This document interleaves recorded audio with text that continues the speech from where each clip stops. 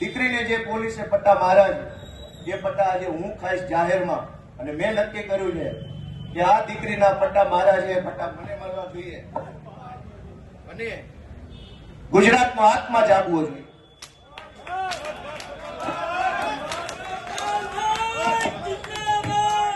ગુજરાતનો આત્મા જાગવો જોઈએ. હવે ગુજરાતનો આત્મા જાગવો જોઈએ. આત્મા જાગવો જોઈએ ગુજરાત આખાનો. દીકરીને પટ્ટા કેવી રીતે પોલીસ મારે મૂકી દો.